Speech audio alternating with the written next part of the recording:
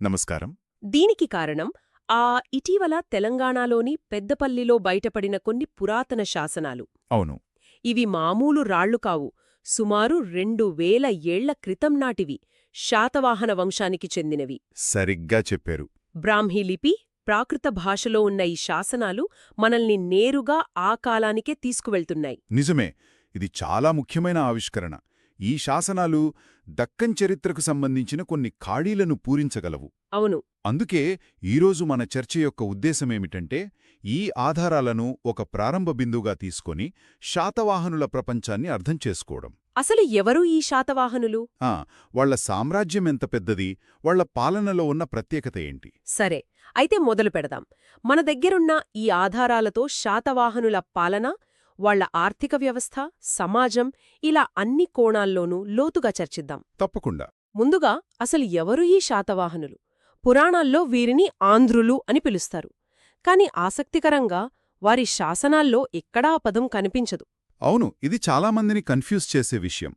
వారు తమను తాము శాతవాహనులుగానే పిలుచుకున్నారు. వీరు మౌర్యుల తర్వాత దక్కన్, మధ్యభారతదేశంలో క్రీస్తుపూర్వం 1వ శతాబ్దం నుండి క్రీస్తుశకం 3వ శతాబ్దం వరకు పాలించారు. వారి ప్రస్థానం మహారాష్ట్రలోని గోదావరి లోయలో మొదలైంది. వారి వంశస్థాపకుడు సిముకుడు. అయితే శాతవాహన రాజులందరిలోనూ మనకు బాగా తెలిసిన అత్యంత శక్తివంతమైన పేరు గౌతమీపుత్ర శాతకర్ణి. ఇతని పాలన ఒక టర్నింగ్ పాయింట్ లాంటిది. ఇక్కడే నాకొక విషయం చాలా ఆసక్తిగా అనిపించింది. గౌతమిపుత్ర శాతకర్ణి గురించి చదువుతుంటే అతను శకులను ఓడించి అవును, పశ్చిమ క్షత్రపులను అవును, వారి పాలకుడైన నహపానుడి నాణేలపై తన ముద్రను తిరిగి వేయించాడట. అదెందుకు? దాని వెనుక ఉన్న వ్యూహమేమిటి? పాత నాణేలను కరిగించి కొత్తవి చేయొచ్చు కదా. చాలా మంచి ప్రశ్న అడిగారు. అది కేవలం నాణెం కాదు, అది ఒక శక్తివంతమైన రాజకీయ ప్రకటన. రాజకీయ ప్రకటన? అవును. ఓడించిన రాజు నాణేలను మార్కెట్ నుండి తీసేయకుండా వాటిపైనే తన సొంత ముద్ర వేయించడమంటే, ఈ ప్రాంతంలో నీ అధికారం చెల్లిపోయింది, నీ చిహ్నంపై ఇప్పుడు నా చిహ్నం ఉంది అని చెప్పటం. అర్థమైంది. అంటే ఈ డబ్బు ఇప్పుడు నాది, ఈ రాజ్యం నాది అని ప్రజలకు, ఇతర రాజులకు బహిరంగంగా ప్రకటించడమన్నమాట. ఇది శత్రువులను మానసికంగా దెబ్బతీయడానికి ఒక తెలివైన ఎత్తుమడ. అద్భుతం. అంటే అది ఒక విజయ చిహ్నం. ఖచ్చితంగా. అతని తరువాత వచ్చిన వాసిష్ఠీపుత్ర పులమావి రాజధానిని పైఠానుకు మార్చాడు. ఆంధ్ర ప్రాంతాన్ని పూర్తిగా శాతవాహన సామ్రాజ్యంలో విలీనం చేసింది కూడా ఇతనే. కాని పశ్చిమ క్షత్రపులతో వారి పోరాటాలు ఆగలేదు గదా. ఆగలేదు. ఇక్కడే ఇంకో ఆసక్తికరమైన విషయముంది. పులమావి కొడుకు వాసిష్ఠీపుత్ర శాతకర్ణి ఈ నిరంతర యుద్ధాలను ఆపడానికి క్షత్రపరాజు రుద్రదాముని కుమార్తెను పెళ్లి చేసుకున్నాడు. ఓ, అంటే ఒకవైపు యుద్ధం, మరోవైపు దౌత్యం. సరిగ్గాదే. ఒకవైపు కత్తి, మరోవైపు కళ్యాణం, రెండింటినీ సమాంతరంగా నడిపారు. ఇక చివరి గొప్ప రాజు యజ్ఞశ్రీ శాతకర్ణి. ఇతని నాణేలపై ఓడల చిత్రాలు ఉంటాయి. అవును, 2 స్తంభాల ఓడలు. దీన్ని బట్టి మనం ఏమర్థం చేసుకోవాలి? వారికి పెద్ద నౌకాదళముండేదా? ఆ ఓడబొమ్మ కేవలం అలంకారం కాదు, అది వారి ఆర్థిక శక్తికి, సముద్రంపై వారి ఆధిపత్యానికి నిదర్శనం. యజ్ఞశ్రీ శాతకర్ణి కాలంలో సముద్ర వాణిజ్యం ఉచ్ఛస్థితికి చేరుకుంది. అంటే రోమన్ సామ్రాజ్యంతో కూడానా? అవును, రోమన్ సామ్రాజ్యంతో సహా ఇతర దేశాలతో వాణిజ్యాన్ని విపరీతంగా ప్రోత్సహించాడు.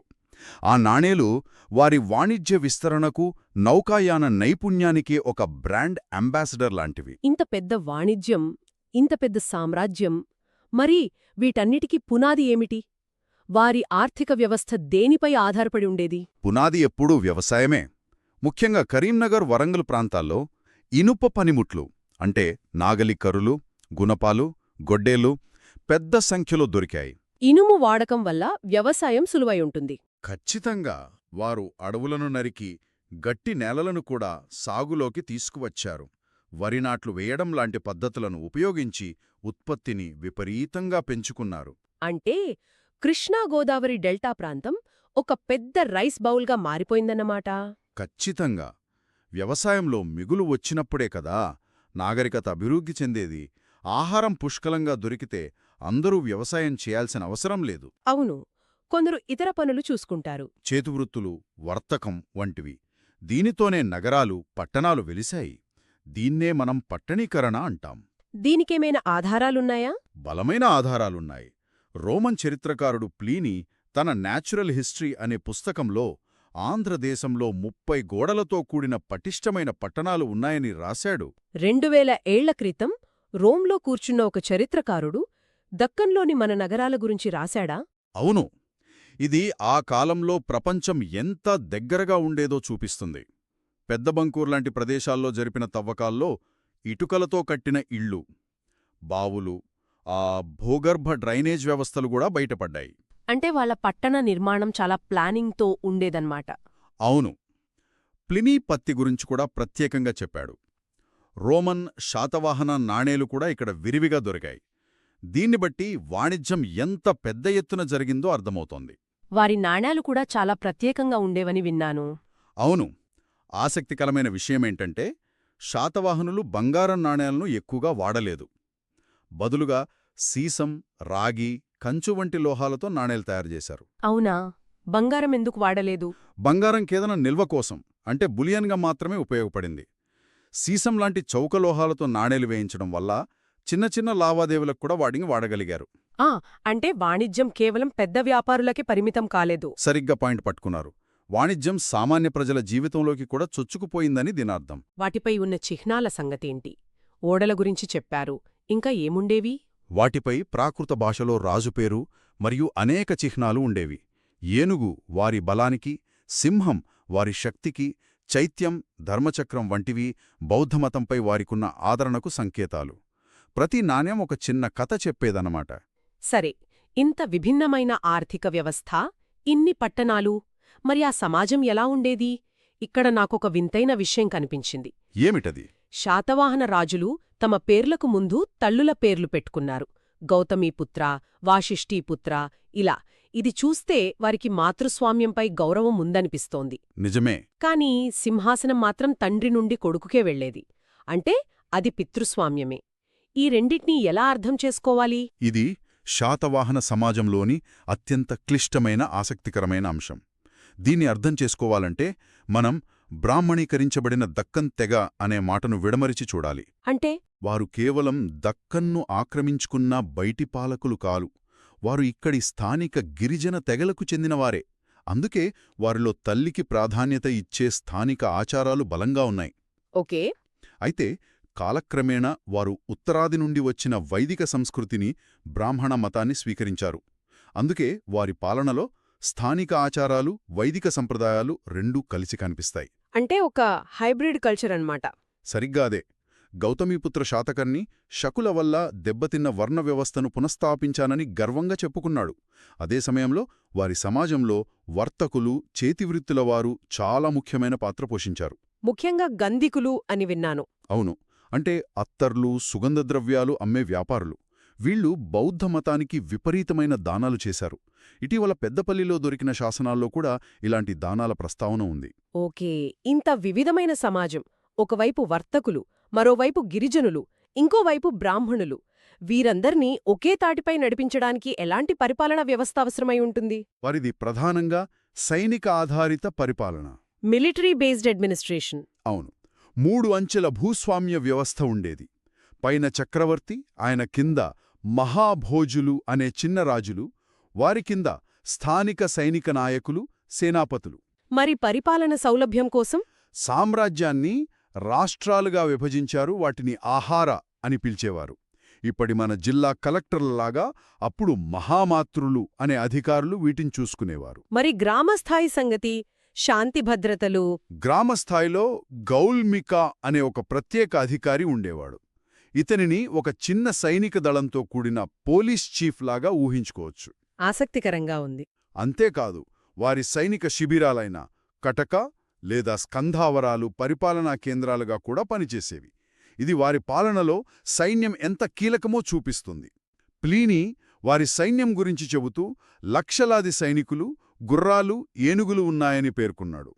ఆ సంఖ్య బహుశా అతిశయోక్తి కావచ్చు కదా? కావచ్చు, కాని వారి సైనిక శక్తి ఎంత గొప్పదో అది తెలియజేస్తుంది. ఇక వారి మత విశ్వాసాల విషయానికి వస్తే ఇక్కడొక పెద్ద వైరుధ్యం కనిపిస్తోంది. అదేమిటి? శాతవాహనులు, బ్రాహ్మణులు. అశ్వమేధ, వాజపేయ లాంటి గొప్ప వైదిక యాగాలు చేశారు. కృష్ణుడు, వాసుదేవుడు వంటి దేవుళ్లను పూజించారు. కాని కాని అదే సమయంలో బౌద్ధమతానికి అంతకంటే గొప్ప పోషకులుగా నిలిచారు. ఇది ఎలా సాధ్యం? ఇదే శాతవాహనుల పాలనలోని అతిపెద్ద పజిల్. వారు బ్రాహ్మణులకు భూదానాలు చేసిన మొట్టమొదటి రాజులు. కాని వారి శాసనాలను పరిశీలిస్తే బౌద్ధ భిక్షువులకు అంతకంటే ఎన్నో రెట్లు ఎక్కువగా భూములను, గ్రామాలను దానం చేసినట్టు తెలుస్తోంది. నాగార్జునకొండ, అమరావతి వంటి ప్రదేశాలు వారి కాలంలోనే బాగా అభివృద్ధి చెందాయి. అవును, అవి స్వర్ణయుగాన్ని చూశాయి. దీని వెనక కారణమేమై ఉంటుంది? కేవలం మతసహనమా, లేక ఇంకేమైనా ఉందా? అది ఒక కారణం కావచ్చు. కాని దానికంటే లోతైన రాజకీయ, ఆర్థిక కారణాలున్నాయి. అవేంటి? ఆ కాలంలో వర్తక, వాణిజ్య వర్గాలు ఎక్కువగా బౌద్ధమతాన్ని అనుసరించేవి. వారి వాణిజ్య మార్గాలు బౌద్ధ విహారాల గుండా వెళ్లేవి. ఆ విహారాల వారికి విశ్రాంతి కేంద్రాలుగా, బ్యాంకులుగా కూడా పనిచేసేవి. ఓ, అంటే అదొక ఆర్థిక అవసరం. అవును, వాణిజ్యంపై ఆధారపడిన సామ్రాజ్యం కాబట్టి ఆ వర్తక వర్గాలను సంతృప్తిపరచడం, వారిని ప్రోత్సహించడం శాతవాహనులకు రాజకీయంగా చాలా అవసరం. అందుకే బౌద్ధమతాన్ని అంతగా ఆదరించారు. వారి వాస్తుశిల్పం గురించి చెప్పాలంటే కార్లే చైత్యం, నాసిక్ విహారాలు లాంటి రాతి గుహాలయాలు అద్భుతంగా ఉంటాయి. అవును, అజంతా గుహలలోని 9, 10 గుహలు కూడా వారి కాలానికి చెందినవే. వారి కాలంలోనే దక్కన్లో రాళ్లను తొలిచి ఆలయాలు నిర్మించే సంప్రదాయం మొదలైందంటారు. నిజమే. ఇక అమరావతి స్తూపం వారి కళాపోషణకు పరాకాష్ట. ఆ స్తూపంపై బుద్ధుని జీవిత కథలను చెప్పే శిల్పాలు చెక్కించారు. అమరావతి శిల్పకళ చాలా ప్రత్యేకమైనది కదా? చాలా. అంతకుముందు శిల్పాలలో బుద్ధుణ్ణి పాదాలు, గొడుగు వంటి చిహ్నాలతో మాత్రమే చూపించేవారు. కాని అమరావతి శిల్పులు మొట్టమొదటిసారిగా బుద్ధుణ్ణి మానవ రూపంలో ఎంతో అందంగా, సహజమైన హావభావాలతో చెక్కారు. ఒక కథను చెప్పే తీరులో వారి శిల్పాలు ఉంటాయి. అవును, చూసేవారిని ఆ కథలోకి లీనం చేస్తాయి. మరి భాషా, సాహిత్యం? వారి అధికారిక భాష ప్రాకృతం అని మనకు తెలుసు.